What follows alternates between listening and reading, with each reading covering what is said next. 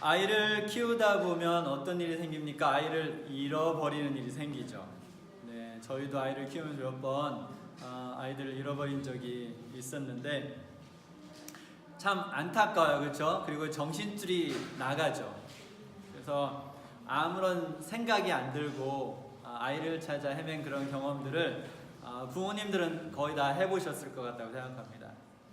제가 missingkeys.ca, 그래서 캐나다에서 아이들을 잃어버린 곳을 이렇게 포스트하는 웹사이트를 들어가 봤어요. 들어가 보니까 리차드 말로라는 사람이 있는데 언제 잃어버렸냐면 1944년에 잃어버렸어요. 제가 1968년생이니까 제가 태어나기 10몇 년 전에 잃어버렸는데 여전히 이 사람을 부모님이 찾고 있는 거죠.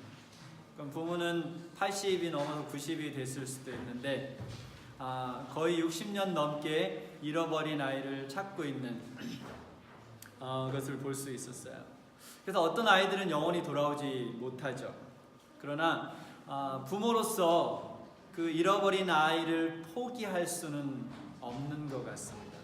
한국에서도 그런 비슷한 그런 이야기를 들었는데 딸을 잃어버리는데 딸을 찾아서 몇십 년 동안 방방곡곡 다니는 아버지 이야기가 TV에 보도된 적이 있어요.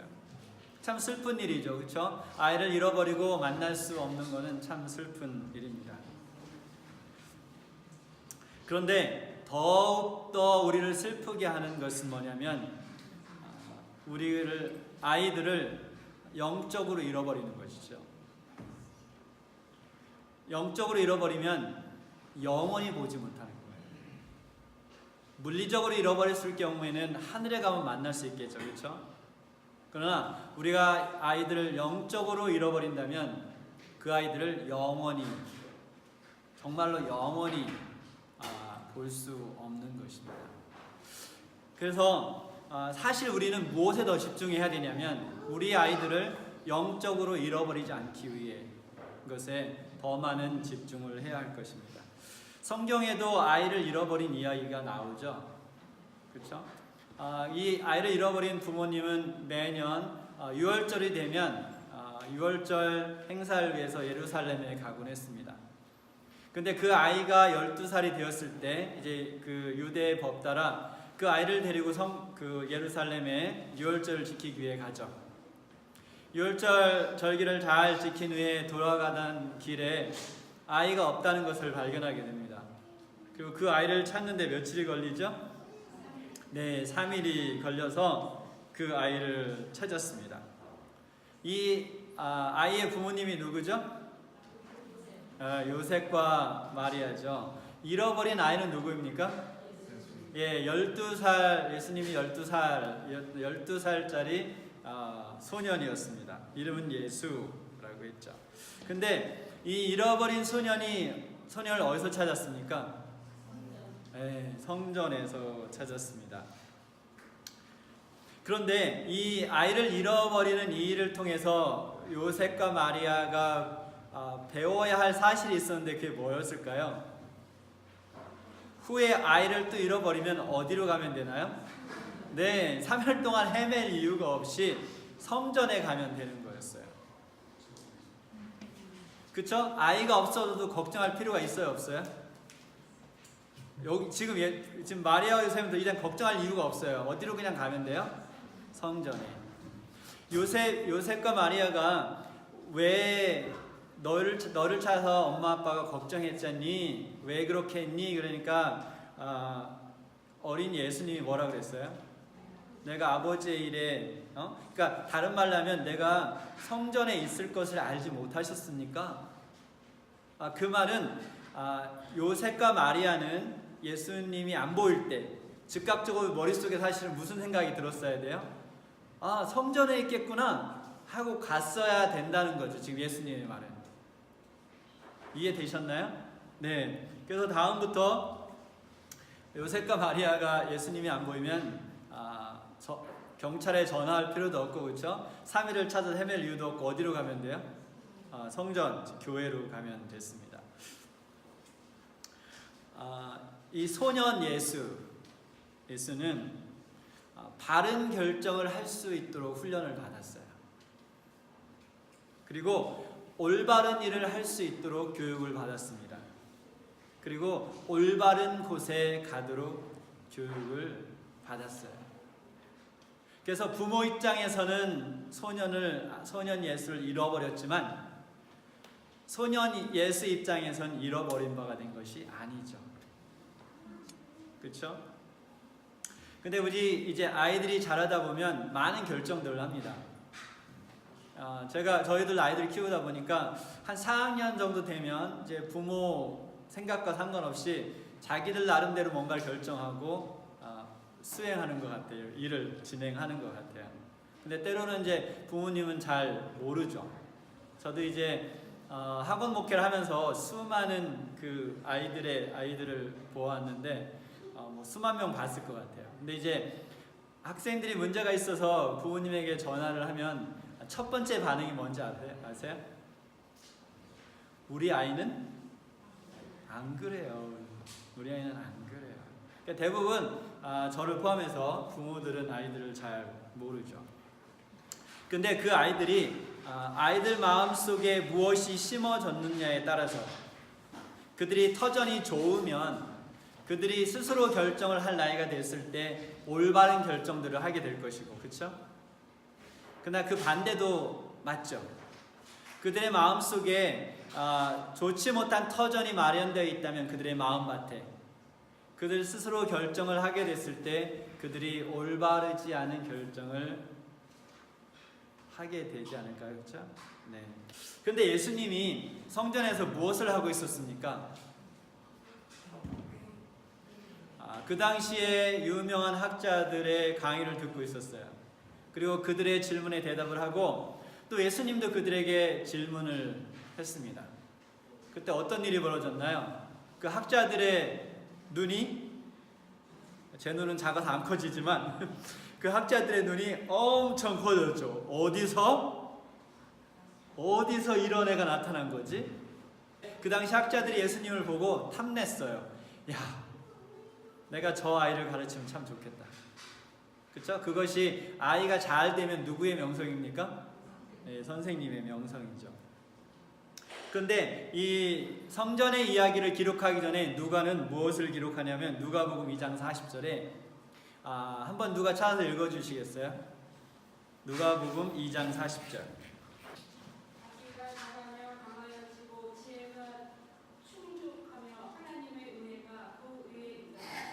네, 굉장히 짧게 한 문장으로 요약되어 있지만 이 문장을 우리가 깊게 묵상해보고 그 시대의 소망의 6과 7과 8과를 잘 읽어보면 그 한 문장 속에 함축되어 있는 예수님의 그 어린아이였을 때의 모습을 우리가 잘 알 수 있습니다.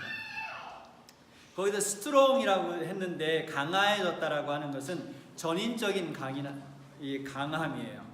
그래서 육체적뿐만이 아니라 정신적으로, 지적으로, 전인적으로 강화해졌다는 것이죠. 그렇다면 무엇이 예수님을 전인적으로 강한 사람으로 만들었을까요? 무엇이 예수님을 지혜가 가득한 사람으로 만들었을까요? 무엇이 예수님을 하나님의 은혜를 받고 유지할 수 있게끔 만들었을까요?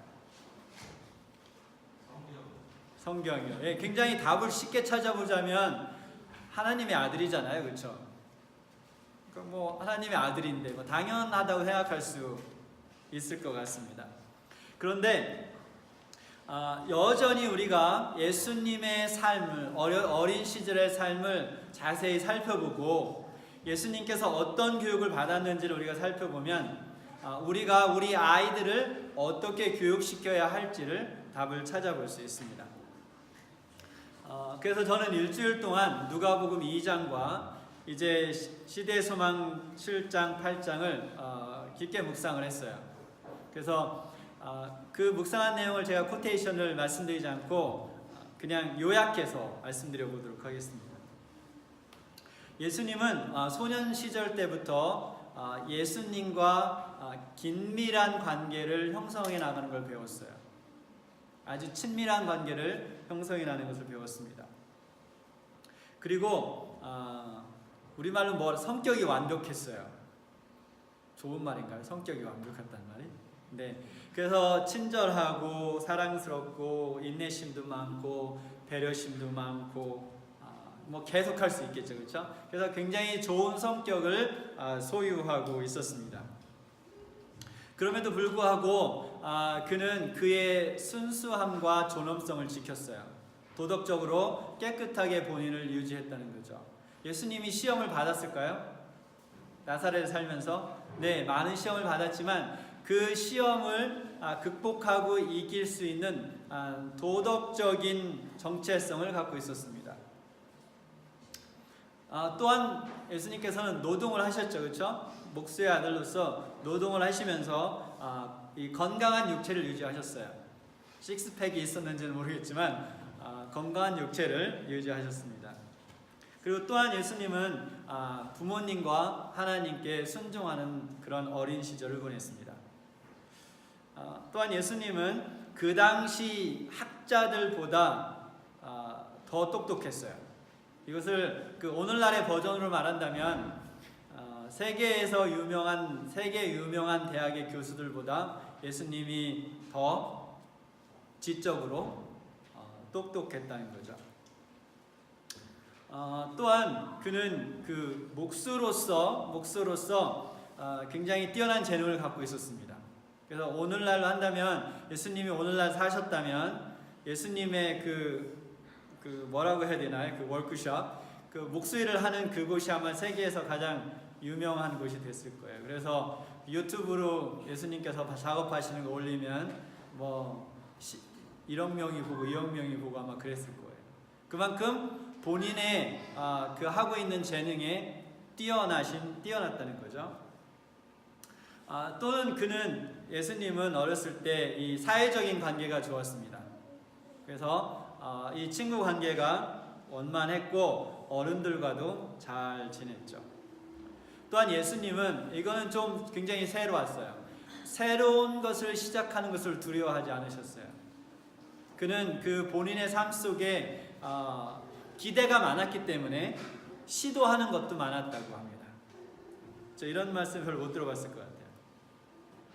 또한 그의 삶은 어렸지만 사람들에게 감동을 주고 다른 사람이 어떻게 살아가야 될지 본을 보여주는 삶이었습니다. 정리하면 예수님께서는 이미 12살이 되었을 때 여러 분야에 종교적인 분야뿐만이 아니라 여러 부분야에 그 당시에 최고의 높은 수준보다 더 높은 수준에 올라 있었어요. 여러분 그 부모님으로서 이야기를 들으면서 마음속에 드는 생각이 있나요? 우리 아이들도? 네, 우리 아이들도 예수님처럼 저랬으면 좋겠다. 우리가 예수님 생각하면 그냥 기도하고 그쵸? 말씀 보고 전도하고 이런 것만 생각할 수 있는데 예수님의 어린 시절의 삶을 보면 굉장히 전인적이고 활발하게 그 삶을 이끌어갔던 것을 볼 수 있어요. 근데 우리가 이렇게 생각할 수 있겠죠. 예수님이니까 그쵸? 예수님이니까 우리 아이들은 설마 그러겠어? 그쵸? 예수님이니까 라고 생각을 할 수 있어요. 그런데 예수님은 메시아가 되기 위해 어떤 비밀스러운 교육을 받지 않았어요. 들으셨나요? 예수님이 어떤 특별한 비밀스러운 교육을 받았기 때문에 제가 조금 아까 소개한 그런 어린 예수의 삶이 있었던 것은 아니라는 것이죠. 그럼 어떤 교육을 받았을까? 예수님께서 그의 충성스러운 백성들이 자녀들을 어떻게 교육하라고 지시하신 그런 교육을 부모로부터 받았어요. 예수님의 첫 번째 교사는 누구였습니까? 마리아였어요. 어머니의 입술을 통해서 그 교육을 받았던 것이죠. 즉 다른 말로 하면 성경에 하나님께서 자녀들을 어떻게 교육하라고 적어 놓은 그 교육을 어린 예수님께서 받으셨다는 거죠. 우리가 이스라엘의 역사나 성경을 잘 읽어보면 이스라엘 백성들이 아주 아이들이 어렸을 때부터 성경을 정말로 아이들에게 성경을 제대로 가르치는 문화를 갖고 있다는 것을 알 수 있어요. 맞나요? 네. 그들은 12세가 되기 전에 옛날에는 모세오경을 다 외웠죠. 근데 성인이 되기 전에 그냥 뭐 성경절 몇 개를 외운 것이 아니라 성경책 자체를 모세오경을 다 외웠어요. 그것이 어머니와 아버지의 입술을 통해서 아기 때부터, 말을 못할 때부터 하나님의 말씀을 진실되게 아이들에게 가르쳐 주었다는 거죠. 그래서 이 아이들이 이렇게 꽃이 피기 전에 몽우리가 지죠, 그렇죠? 몽우리가 이렇게 쫙 피듯이 아이들이 자라면서 그들의 마음이 이렇게 확 열려요. 근데 그 열리는 곳에 이 하나님의 말씀이 제대로 들어가면 그 아이들의 삶이 아까 소개한 예수님의 삶처럼 된다는 것이죠. 근데 모세는 그가 이스라엘 백성들에게 마지막 이 고별 설교를 하면서 예수님께서 받으신 교육을 다시 반복해서 이야기합니다. 이번에 어느 분이 신명기 6장을 찾으셔서 4절부터 7절을 좀 읽어주시기 바랍니다. 신명기 6장 4절부터 7절.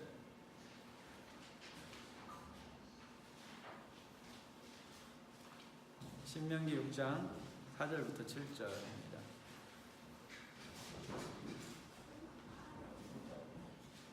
이스라엘아 들으라. 우리 하나님 여호와는 오직 유일한 여호와시니 너는 마음을 다하고 뜻을 다하고 힘을 다하여 내 하나님 여호와를 사랑하라. 오늘 내가 내게 명하는 이 말씀을 너는 마음에 새기고 내 자녀에게 부지런히 가르치며 집에 앉았을 때든지 길을 갈 때든지 누워 있을 때든지 일어날 때든지 이 말씀을 강론할 것이며. 네, 거기까지 읽겠습니다.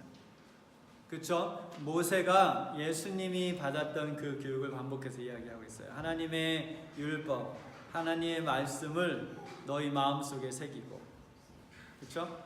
하나님을 그 마음속에 들어가면 어떻게 하게 되겠습니까? 하나님을 온 몸과 마음을 다해서 사랑할 수 있게 되죠. 그랬을 때 그 하나님의 말씀과 사랑을 자녀들에게 가르치라는 것이죠.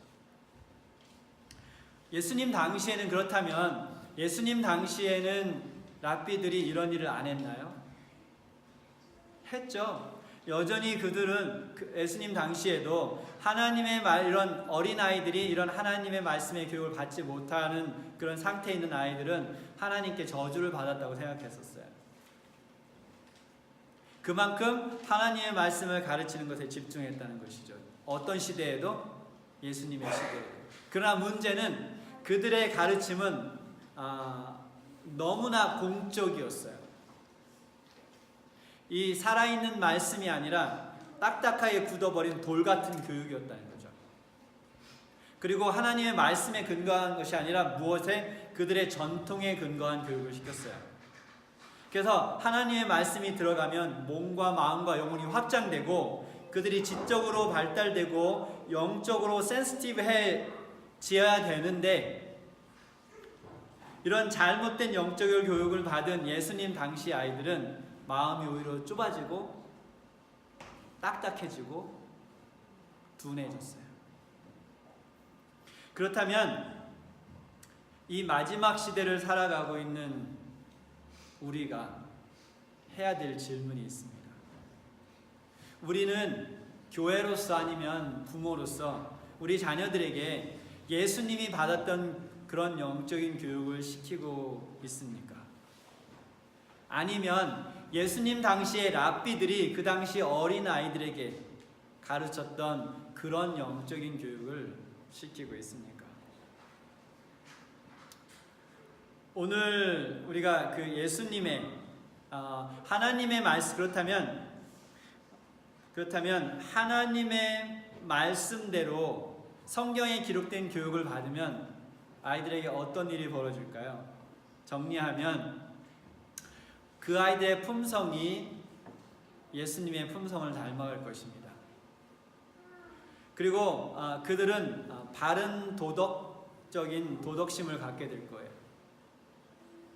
그리고 학교에서도 뛰어날 것입니다.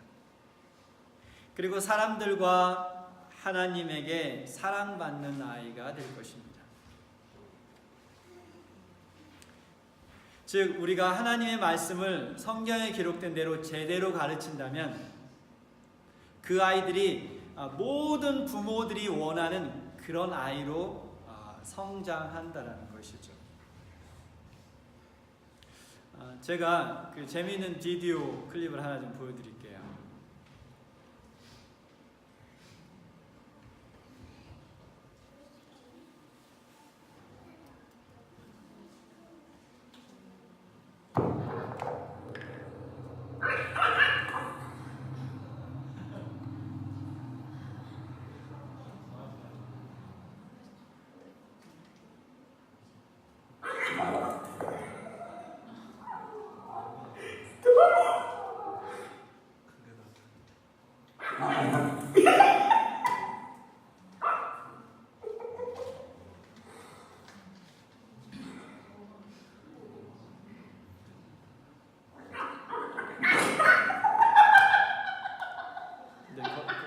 여기까지 보겠습니다.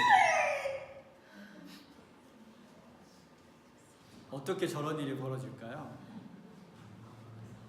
이상하죠?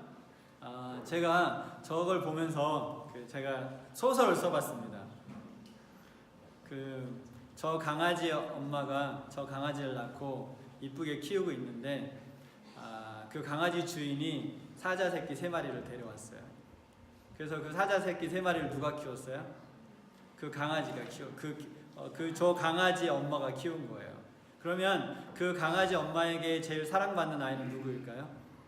자기 강아지죠. 그렇죠? 그래서 그러면 이 데려온 3마리 그 사자는 사랑을 받았겠지만 좀 덜 받았겠죠. 그래서 자기가 뭐보다 약한 줄 알고 있어요? 네, 강아지보다 약한 줄 알고 있죠. 사자인데 지금 뭐처럼 생각하고 있어요? 네, 자기 강아지고 저 강아지보다 자기가 더 약하다고 생각하는 거죠. 제가 오늘 설교를 준비하면서 어떤 이런 비디오들을 봤냐면 또 기사들을 읽었는데 이제 그 동물인데 그러니까 동물 아기들이에요. 그런데 다른 종류의 동물에 의해서 키워진 아이, 동물 아기들. 그래서 보면 영국에 있는 강아지인데 그 12마리 저기 오리를 키우는 거예요. 강아지가 버려진 오리들을. 그래서 오리가 그 강아지 그 등에 타고 이렇게 다니고 하는 그런 모습들을 볼 수 있었고, 또 강아지를 봤는데 강아지가 12마리의 사자를 키우는 거예요. 또 뭐가 있냐면 고릴라가 고양이를 입양한 것을 봤고요. 또 하이에나나 사자, 강아지 새끼들이 같이 노는 그런 비디오를 봤습니다. 또 어떤 것도 봤냐면 사람인데 어렸을 때 잃어버려서 짐승에 의해서 키워진 그런 이야기도 봤어요. 근데 이런 이야기를 보니까 사자로 태어났지만 누구에 의해서 키워지면, 개에 의해서 키워지면 자기가 뭔 줄 알아요? 네, 강아지인 줄 알고 강아지의 삶을 살게 되는 거죠. 사람으로 태어났지만 늑대가 키우면 자기가 뭔 줄 알아요? 늑대인 줄 알고 늑대처럼 사는 것이죠. 여기에서 우리가 어린아이들을 교육하는 굉장히 중요한 한 가지를 볼 수 있어요.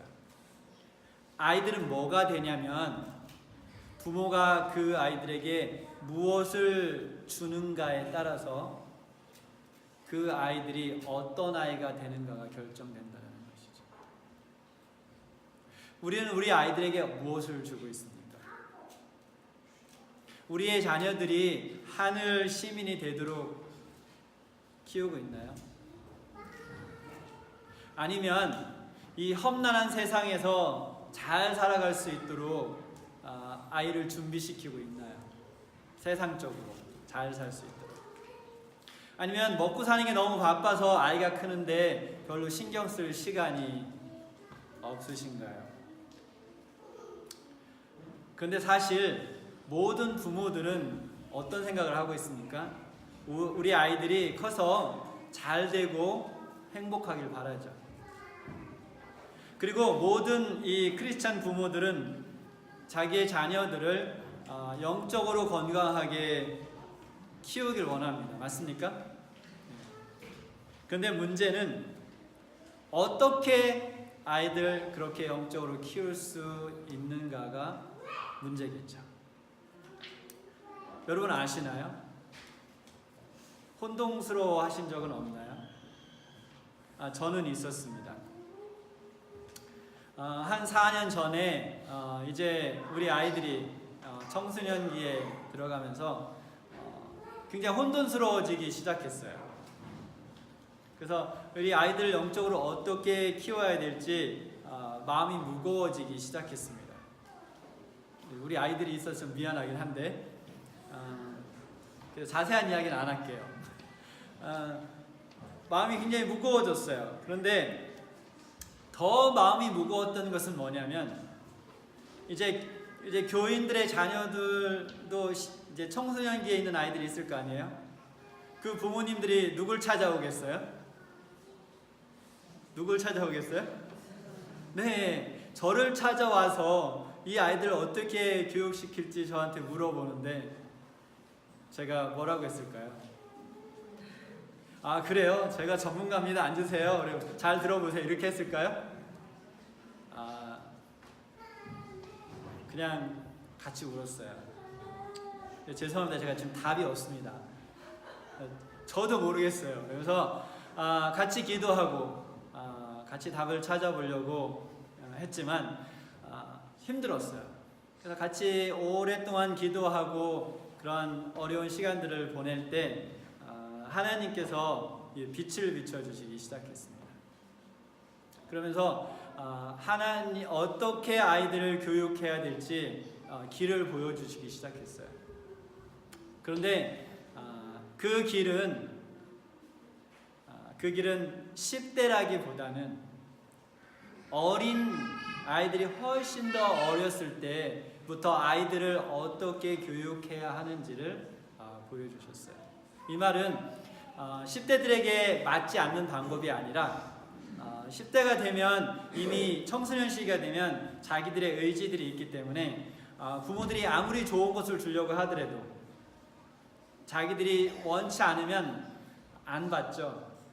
그래도 부모들이 억지로 주면 받는 척은 하지만 결국은 안으로는 더 썩어가죠. 그렇죠? 그래서 아무리 좋은 것이라고 하더라도 이제 청소년기가 그러니까 12세 이상이 되면 부모가 억지로 줄 수가 없어요. 어떻게 해야 되나요? 기도하면서 기다려야 돼요. 그 아이들이 스스로 원할 때까지. 그래서 하나님께서 그 알려주신 방법은 보다 어린 아이들이 어떻게 예수님께서 받은 교육을 받을 수 있을까 하는 것이었습니다.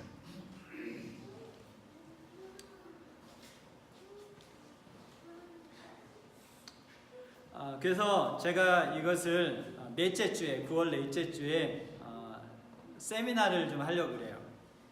그래서 안식일 날 넷째 주에 우리가 직원회를 일찍 마치고 직원회를 하고 직원회를 마친 후에 정확한 시간은 제가 이제 그 카카오톡을 통해서 제가 말씀드리도록 하겠습니다. 그래서 넷째 주에 제 생각엔 2시 반이나 3시부터 시작해서 한 2시간 정도 이 세미나를 할 예정입니다. 그래서 이때 우리가 어떻게 예수님께서 받은 교육을 실용적으로 우리 자녀들에게 가르칠 수 있을지 그 방법을 제안하도록 하겠습니다. 그래서 그 세미나를 마친 후에 이런 방법으로 자녀들을 교육하길 원하는 부모님들을 있으면 그분들과 함께 이 새로운 교육을 실천해 보려고 합니다. 그래서 정말로 하나님의 은혜로 또 그렇죠?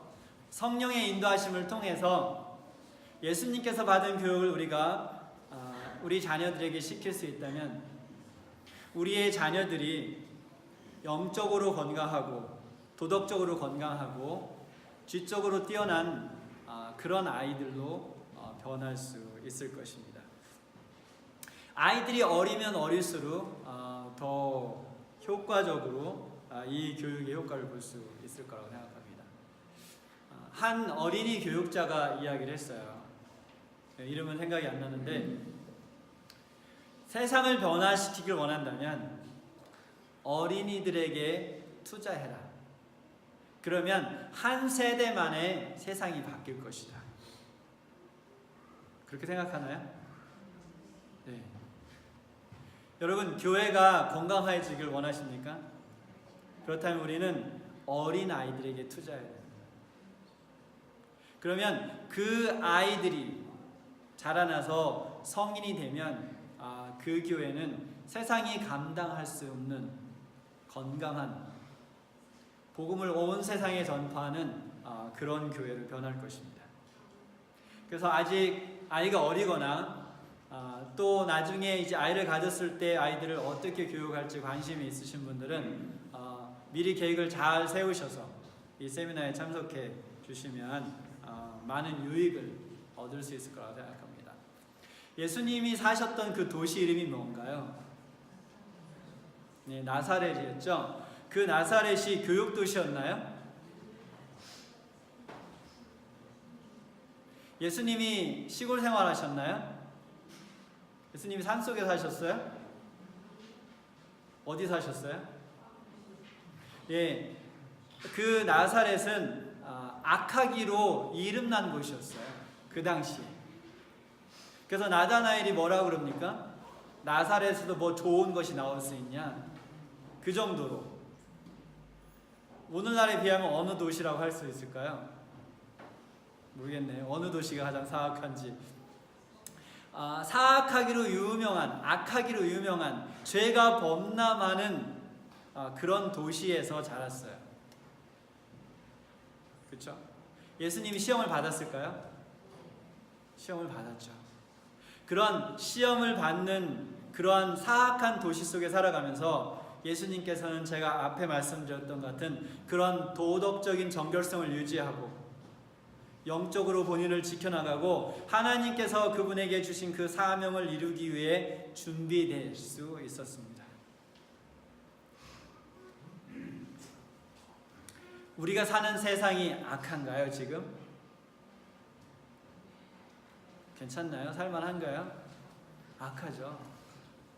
그러면 우리 자녀들이 살아갈 세상은 더 악해지지 않을까요?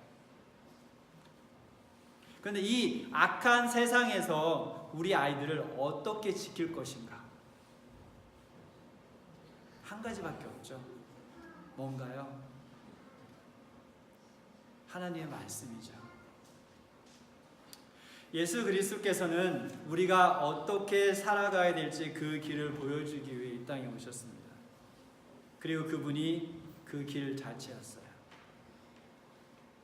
여러분, 오늘부터 더욱더 그 길을 열심히 걸어가시기 바랍니다.